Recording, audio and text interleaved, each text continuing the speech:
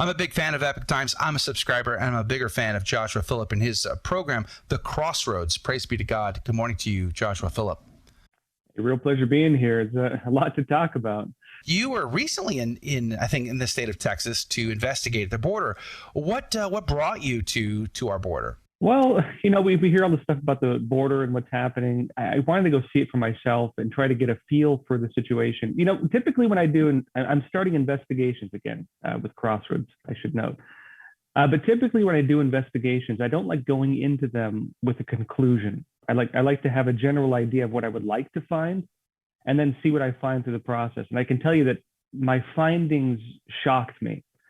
The findings I had at the Texas border, and I also went to Mexico as well, really were not what I expected. It was shocking what I found. There's so much that is shocking. I mean, what could be more shocking than just reading the headlines the stuff that we already know? 500 to 600,000 illegal immigrants coming to our country just this year, I think. The massive amounts of immigrants being strategically placed at points along the border to overwhelm border agents. I mean, the numbers are overwhelming. Are you saying you found something even more shocking than that? The most shocking thing is I went down there anticipating. So I was looking specifically into human trafficking. And I met up with individuals like Michael Yon. He's a war correspondent. He had recently been in the Darien Gap following these migrant caravans leading into the U.S. I met with a lot of people at the border. I met with people, one individual in Mexico who brought me around and showed me some stuff. The shocking thing was that this is not really a cartel operation, which is what I thought it was. This is not really about human traffickers or snakeheads, which is the Chinese human traffickers, or coyotes, which are the Mexican human traffickers. This is specifically an operation being run and operated full scale by the United Nations Human Rights Council, all the way from the Darien Gap, all through Latin America into the United States. And then on the U.S. side, these individuals, we think they're being deported. As they're being arrested, they're not being deported, most of them. They're being passed on to Border Patrol agents or others, or we've interviewed a sheriff at one of the border towns. They have to pass them to these NGOs, non-government organizations, which then traffic them across all of the United States. Through that process, they give them different forms of, programs. So, for example, what they're doing, because, for example, these people would not normally be eligible for social welfare and other programs like this. These NGOs, well, because one thing, they give them a type of parole. The federal government gives them a type of parole. That type of parole makes them eligible for things like work permits. Once you get a work permit, you're eligible for all forms of social welfare. And these organizations that are part of this US-funded operation are then helping them sign up for all these different social welfare programs as they traffic them all throughout the United States. Why would the UN want to do this? That's my big question, but I can tell you some really shocking things. They're buying them airplane tickets. They're buying them bus tickets. They're giving them United Nations prepaid credit cards with the United Nations Human Rights Council logo on them.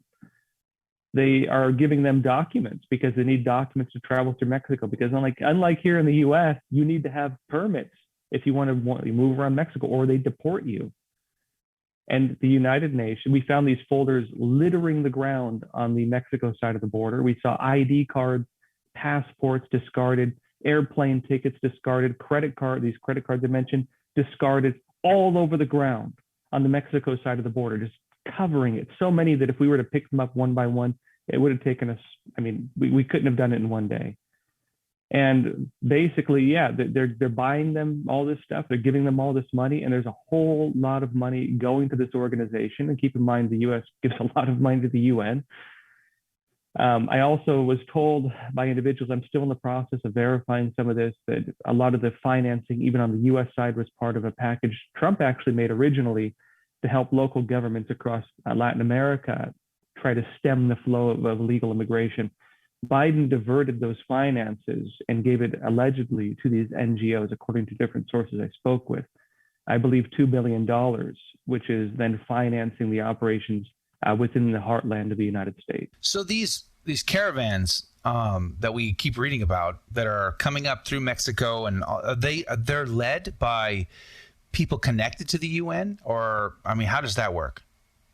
So, United Nations Human Rights Council, they have another organization called the International International Organization of Immigration. It has different names here in the U.S. and on the Mexico side of the border. And so it's this International Organization for Immigration, the IOM, that is running this as a proxy of the United Nations, which is also a United Nations branch. What I also found was this organization isn't just doing this. So first off, IOM, if you go down to the Darien Gap, they have whole operations, tent cities, everything going on. They have facilities there. And along the way, they have different facilities as well. I spoke with several sources, including a congressman I met with down there. I'm going to be detailing this eventually on Crossroads, hopefully soon. And yeah, these people were down there. They've seen this firsthand. They have video footage of it. And this is what's going on. But get this organization, the IOM, the OIM, Organization of International Immigration, they're also the ones who are bringing all these Afghan refugees to the US. And they're also the ones who are running a lot of the human trafficking across Europe, bringing in Africans and Syrians into different parts of the EU. We're talking about the border crisis. Now, Joshua, I got to be honest with you. These days, reading the headline news, it's hard to read the headline news and not want to look for your tinfoil hat. Because every story, you feel like you're a conspiracy theorist. Do you feel like this all the time, or have you just sort of gotten past it? Yeah, this is the current news environment. And it's even worse than that, because, I mean, if you get into the type of, the idea of conspiracy theory, you start realizing how much the media has been lying to us. But I would say that there's an awakening almost, not just in the US, but all over the world, where people are all starting to realize this, that, hey, wait, they were telling us the opposite of this story just a few months ago. I remember they were lying to us. And then you start to see a pattern of this, and you're like, well, what's even real? And people are faced with the challenge, I think, of trying to verify information themselves. And it's not an easy process. No, it isn't. But so going back to the UN pushing this mass immigration across our border, we asked the question, why? You're investigating. But what's your speculation? Why do you think, if you had to throw it out there, pure speculation, what would cause them to want to participate in this? My speculation is this, which is, as we're seeing right now with Poland and Belarus, that in Europe right now with Poland, they're talking about this as being a type of hybrid warfare, a new form of warfare where you flood a country with, well-meaning, oftentimes individuals who are seeking better lives, but you do it to overwhelm the system. This was, in Poland, this issue with the border crisis you have there, it's specifically being talked about in this light, including the people who are orchestrating it, using it as almost, well, as in their own words, a military tactic. Now, guess which organization or which country runs the United Nations Human Rights Council? China. The Chinese Communist Party runs that organization. My suspicion is that the Chinese Communist Party is doing this intentionally to undermine different countries it does not like. And this isn't to say the people coming across aren't good. Actually, I even interviewed a very nice Cuban family, and frankly, talking to them gave me a lot of hope. They were very anti-communist. They're very good. They seem to have very good values, and they seem to be very upright individuals. But of course, these individuals are being used. They're being manipulated, and they're being killed, frankly. I spoke with several individuals. I mentioned Michael Young, a war correspondent, being down in the Darien Gap, where a lot of this stuff is starting down in Latin America. 10 to 15% of these people are getting killed as they're trying to come here. It's like you're sounding a warning, come and get it, free money call. And some people are coming for the money, some people are coming for the opportunity, but people are risking their lives for it, and many people are dying for it. And there are horrifying stories that I've been told about what people are going through. And this human rights crisis is a symptom of the very actions that are, ironically being used to justify it. You have a situation where the solution itself is the cause of the problem. And the solution to the problem that they're causing is going to be increasing the problem that caused it in the first place, which is the open borders policy. And yes, partly it is the United Nations, partly, unfortunately, appears to be our own government having redirected these funds under the Biden administration. And so it's not quite clear which country is actually running this, whether it's the US leading it on the NGO side here, or whether it's the Chinese Communist Party leading it on the UN side. And the CCP, the Chinese Communist Party, would be the main country on that side. That's interesting you bring that up about the individuals who are coming across, because I was saying there's no way that they can have like thousands of agents that are sending through the border, that they're under the CCP's thumb. But what is interesting to me is the idea that, because we were just talking the other day, last week, about the population problem in the U.S. and how we are like going so far down that we're almost at the point where we're not replacing our own population anymore.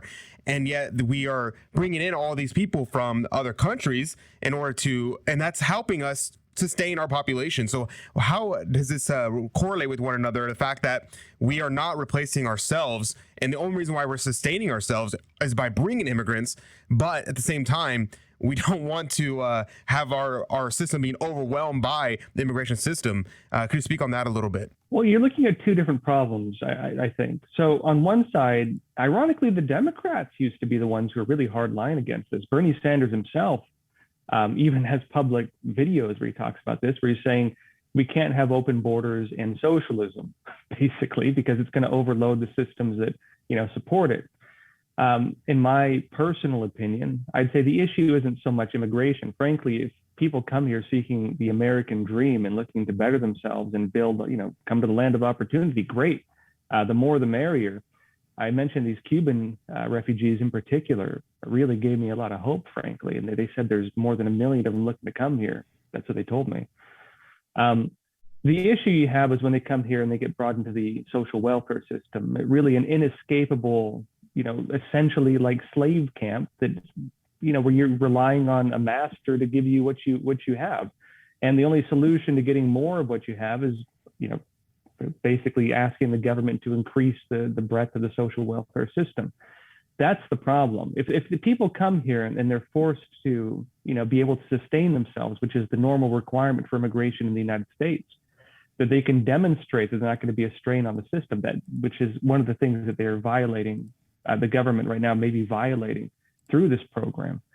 I'd say without that, without this idea that they're putting a weight on the system, I think the more the merrier, frankly.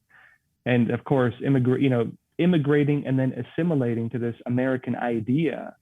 America is a very unique country. It's not like a racial country like China would be, for example, where you can be a Westerner and live there for your entire life and never be called Chinese.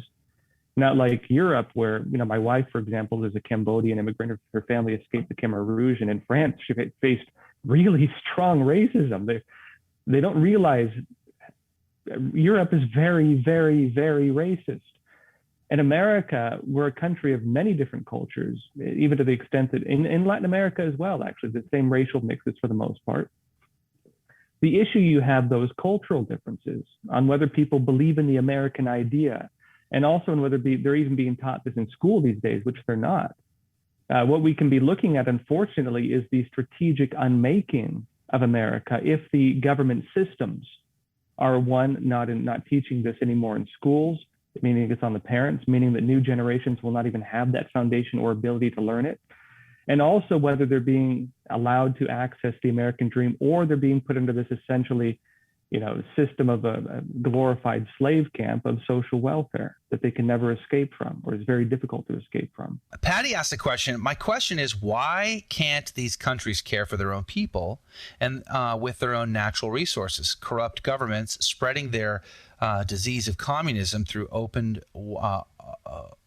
like an open wound at the border, I think is what she's saying. But I think she brings up a good question, one that I've often thought about, is most of these people coming across the border, like this family from Cuba, they're escaping communism in Cuba. I can understand that, or corruption or poverty or what have you. But a lot of us are wondering, are most of these people coming across just because they want to live in America, or is it because they're actually running from something very serious?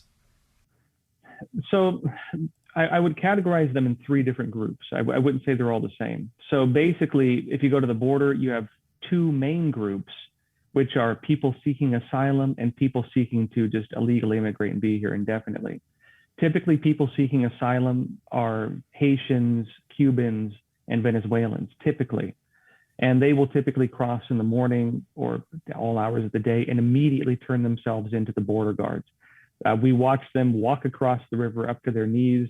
They go to the other side of the river. There's National Guardsmen over there waiting for them. They help them out of the water and they process them. And that's just how they do it. They walk across, they turn themselves in, and they get processed and they apply for asylum. The interesting thing with a lot of these individuals is that they're actually not eligible for asylum, which is why I mentioned they have discarded passports and ID cards all over the beach or all over the water, the banks on the Mexico side. They discard their ID cards, they discard all the papers because they show, for example, the Haitians, that they're not actually from Haiti. They've been living in places like Chile, places that they're not seeking to escape from the Haitian system or even the Cuban system for that matter. They're seeking to just have, basically more opportunity. Now, countries like, for example, Cuba and Venezuela, they're legitimately fleeing communism. And I could understand. I have friends who escaped from China, for example, who first go to, for example, Thailand, but want to come to the United States, but they can't immediately. And I understand that that's sometimes just a situation they're in. You have to go to one country first before you make it to your final goal, which may be the United States. I know plenty of people like this, and I know a lot of good people like this. The Haitians will tell you openly that they're just coming here for money. They don't try to hide it. Most of them will say openly they're just here for the money.